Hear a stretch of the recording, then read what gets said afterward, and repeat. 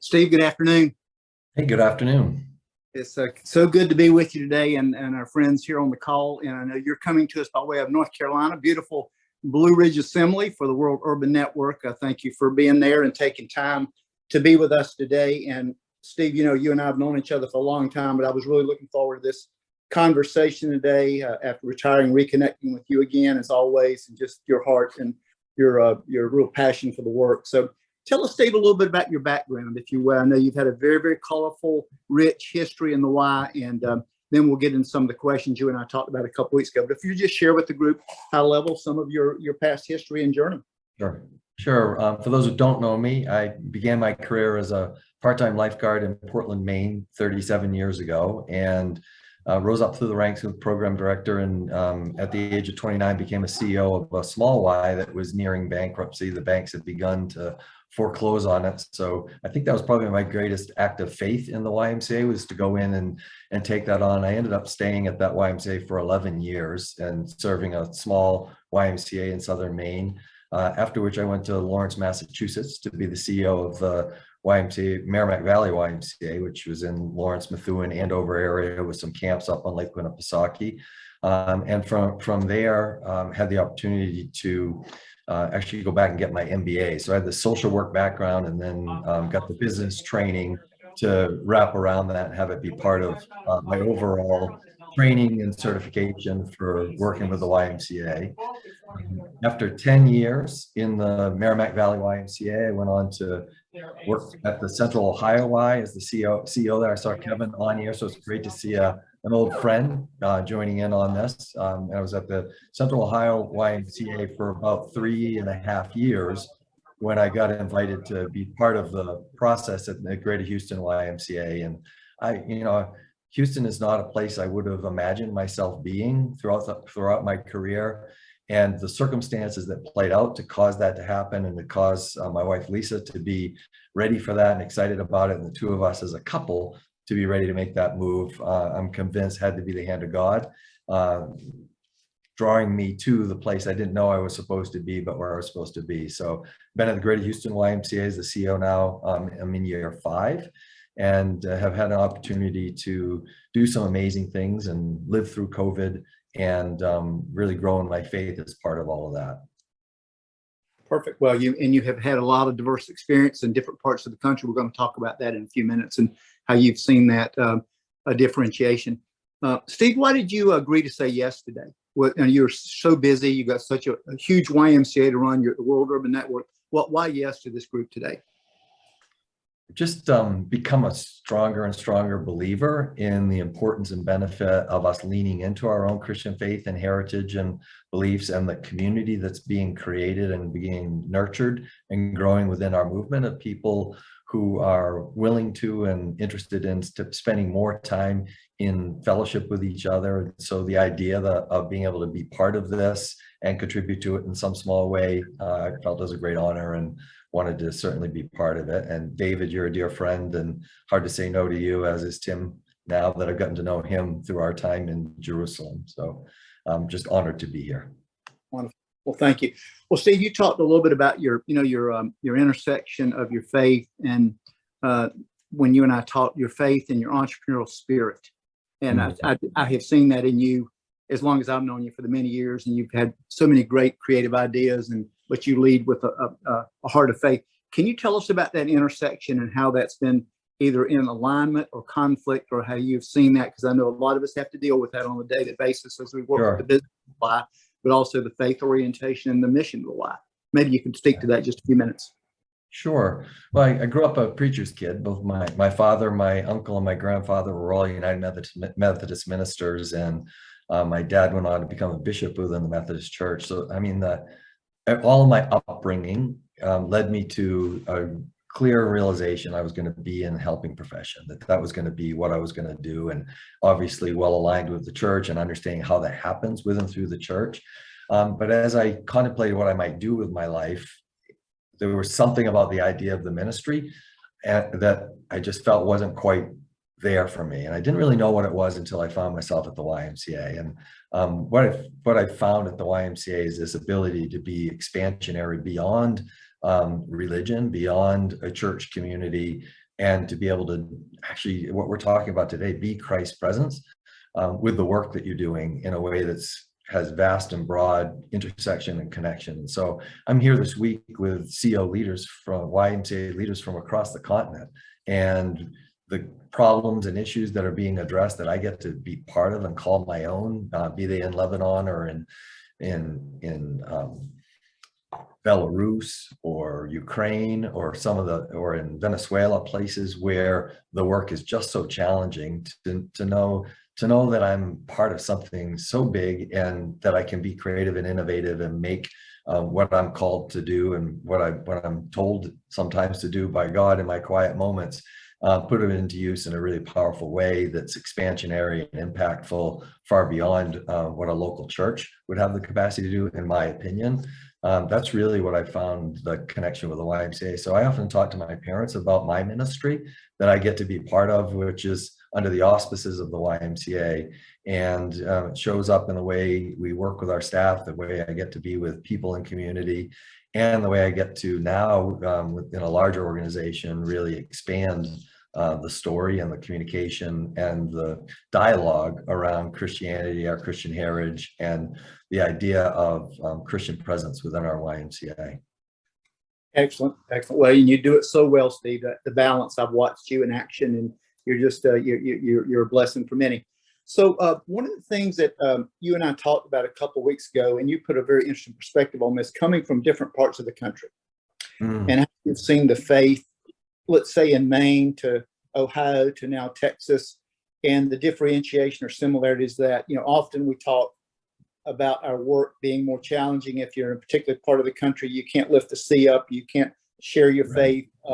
I thought you had a very interesting perspective about that, of what you've seen from across the country and probably across the world now as you're with the world leaders. But would you share that a little bit? Because I know many of us on this call are challenged with that, Steve. Sure. Well, growing up in my Y career in the Northeast, so I spent my first 40 years of my life living in Maine, and then obviously being in Massachusetts. And the whole culture and environment there is cautious about how deeply we lean into our Christian heritage and Christian presence and the words we use and the language we use. In fact, when I was at the Merrimack Valley YMCA, early on, we're doing our strategic planning, and there was a pretty heavy emphasis from some people on our board to take the word Christian out of our mission statement.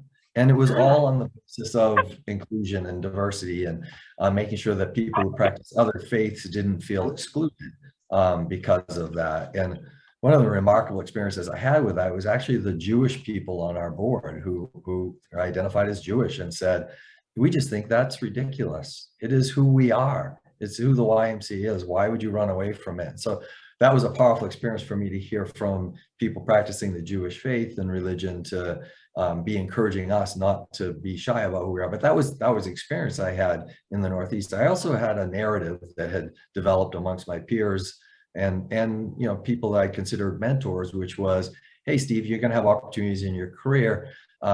Be careful about going to the South, because people from the Northeast going to the South sometimes have a difficult time adapting. And a big piece of the difficulty that was described to me was this very emphasis on Christianity and on Christian faith, and in that time, the language around the C in the YMCA. And so it didn't even cross my mind when we were talking about coming to Houston. That didn't cross my mind. In fact, the first meeting, and Lindsay, who's on this call, was there, the first meeting I had of the association staff, they asked, would you pray for us? I thought, oh my gosh, I get to pray at work? How cool is this? That was my reaction, because I had kind of holding it back a little bit.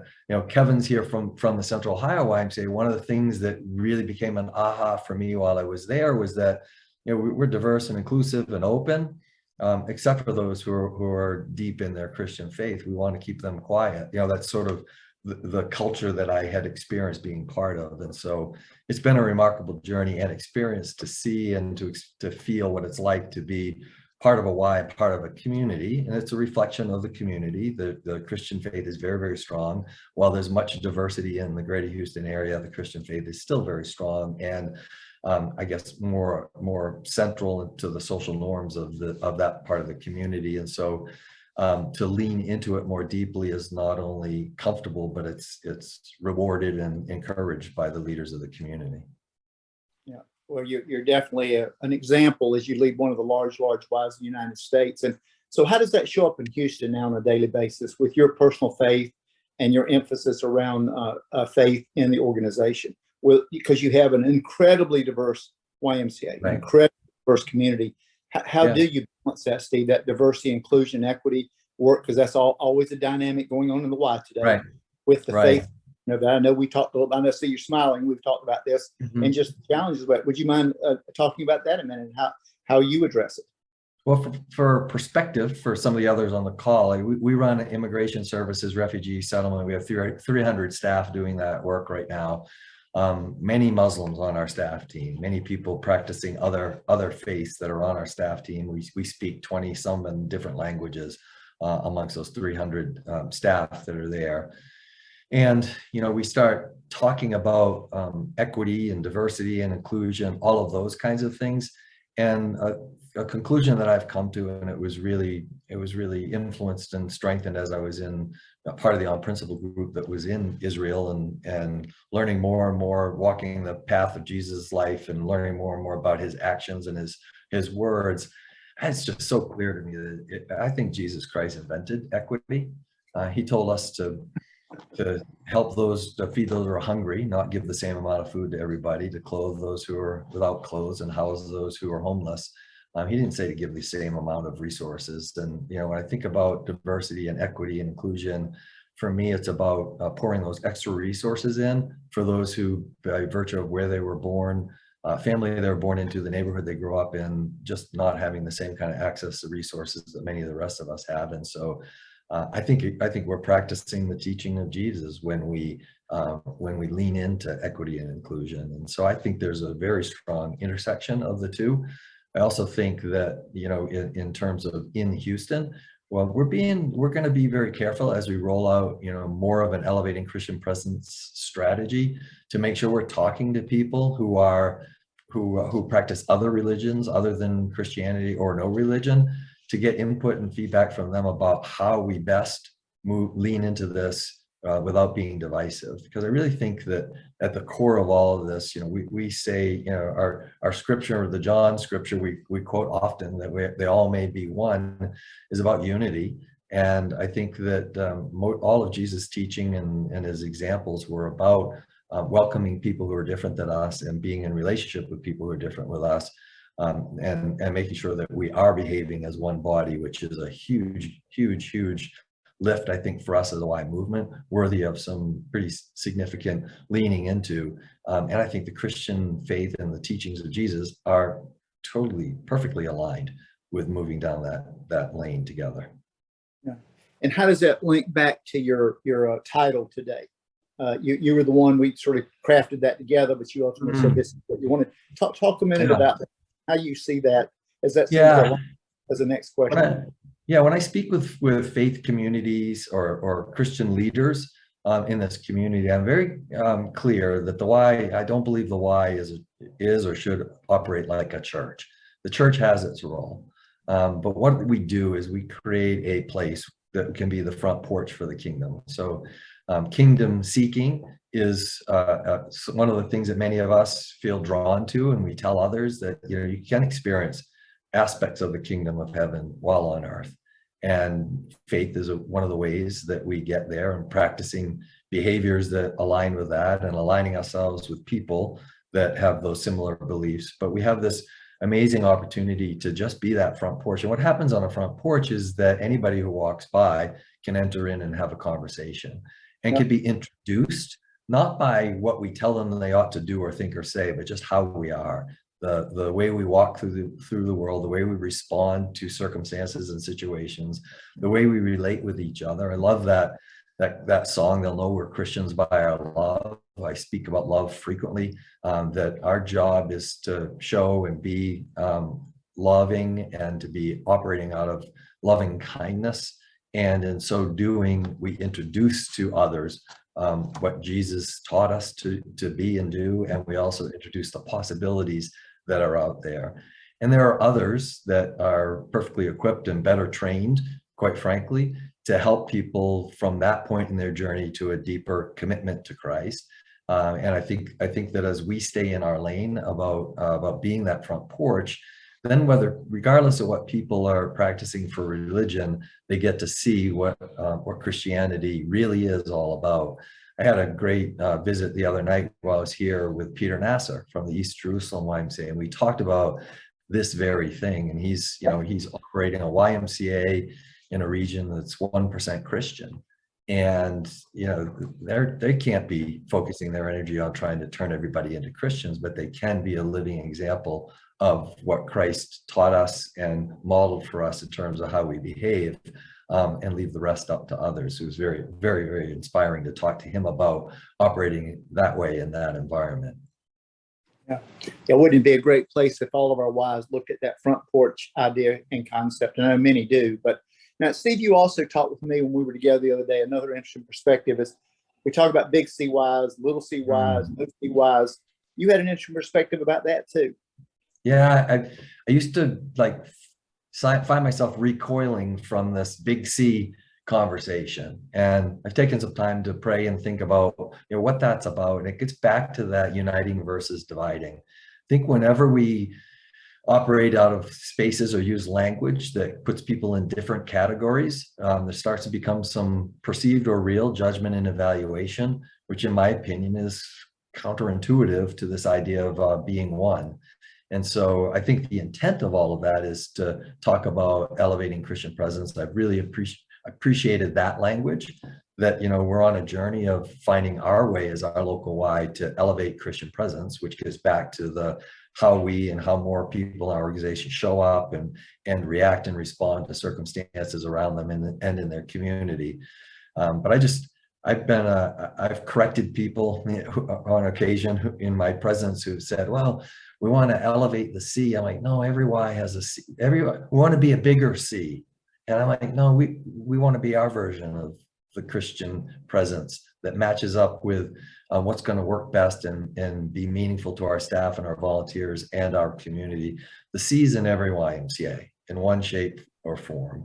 And if we start implying that if you don't behave in a certain way or speak in a certain way, then you aren't a CY or a big CY, I guess that's my pet peeve. And so take it or leave it. Some will agree or disagree, but the idea of this conversation is to be compelling. I guess that would be my compelling question for us: is there value in breaking us up into big C or little CYs?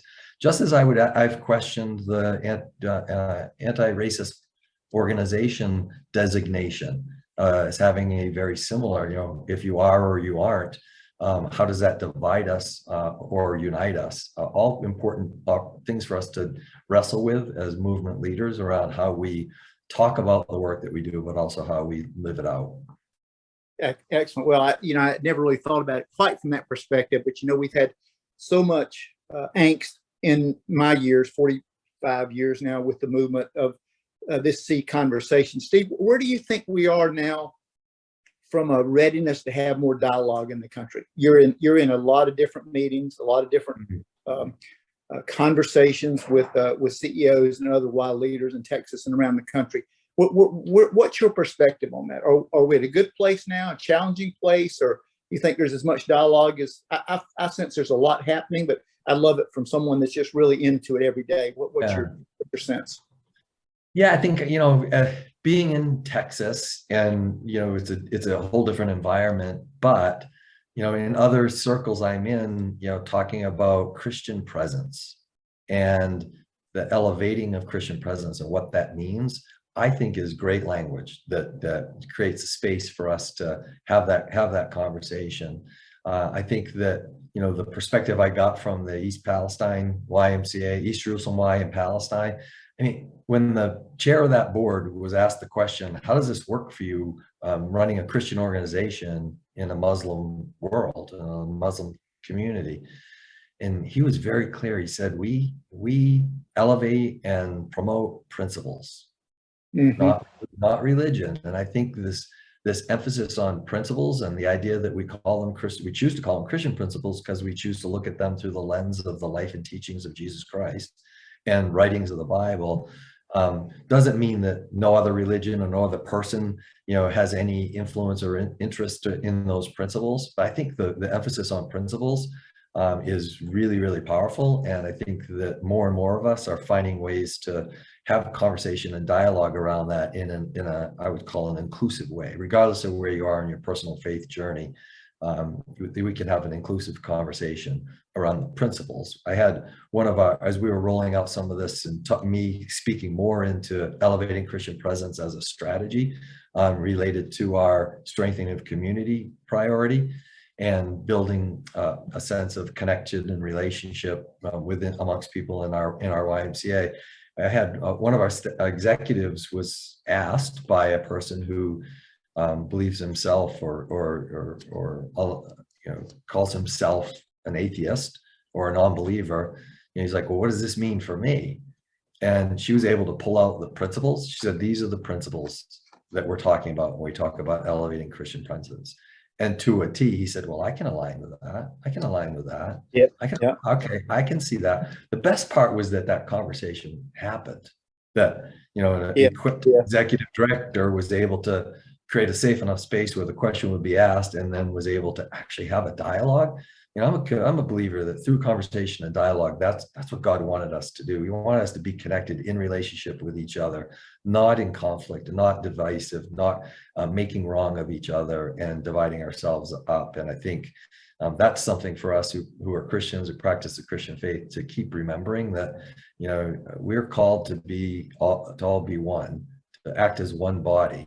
Not just one body, just a body of the people that believe the same things we do and think the same things we do. I'll be honest, I grew up with a very liberal upbringing in liberal New England, and I'm in Texas, which is far more conservative politically and socially and all those kinds of things. And you know what? I'm gaining so much perspective by actually being curious and asking questions. And what drives that thinking? What is the fear? What's on your heart that would cause you to believe this way about a certain political or social issue? And you know what? I get to connect with people. I don't have to tell them if I agree with them or not. I could just be curious and interested, and I'm a better human being because of it. And I've had board members say that they feel they're better human beings because we've had some dialogue and conversation about race and relations and those kinds of things. So I think that's the true magic of living out a Christian presence and walking the walk, if you will. Yeah. Well, one of the things I've been so impressed with you, Steve, about over the years is your inquisitive style. You have you ask great questions, and you listen well, and you respond with good thought. And just like we knew today, this would happen. What encouragement would you give this group? We've got people at all parts of the country, all parts of the world, dealing with lots of issues. 35 plus years in the movement. Man of wisdom, little gray hair now. What would you? What kinds of things would you share with us for encouragement as we try to go out and do the work every day? Well, it starts us as individuals, and I think that one of the things that's become more and more obvious to me is how much the enemy doesn't want us to be united. And I think us just being cognizant of those moments when we're getting angry or feeling divided from our colleagues and peers as to where that's coming from, I can't imagine that's God's work. And I don't want to accuse any of us individually, but just think about the energy in the room at the moment when you're in those conversations. Who's to benefit, God or the enemy, from the way this conversation is going? And I think that if we continue to give ourselves grace and forgive ourselves for being human in all of that, but also be more and more mindful of that, I think continuing to do the work personally is a very, very important thing, and to be in dialogue with each other around what it means for us individually and collectively to be living Christ's presence, right, in the way we interact with each other and interact with the communities we serve. Well said. Well, finally, Steve, thank you. What is on your heart we could pray for you about as we go into our groups today? Or is there anything heavy on your heart that you'd want to share with us that we could keep in our prayers? I think I've spoken into it a bit. The amount of divisiveness I see happening in our communities, I think it's happening in our movement. I go to YCO meetings, and it's obvious to me that we are not united, and I'm trying to find the ways in which I can behave, speak into, influence from the seat I sit in to help right that wrong, in my opinion. So energy, enthusiasm, clarity around how I can be in a certain way to help move that needle is certainly something I'd love to be poured over in prayer on. We will keep you in our prayers with that. Well, as expected, great conversation, Steve. Thank you for taking the time today. We will cut it off now. Do you have any last comments or thoughts before we wrap up? Oh, just thank you for doing this, and thank you all of you who are taking time out of your busy days to be here and become part of the conversation. I know next we're going to have dialogue and conversation. So that's where I think we're called by God to be in community with each other. So thank you for that.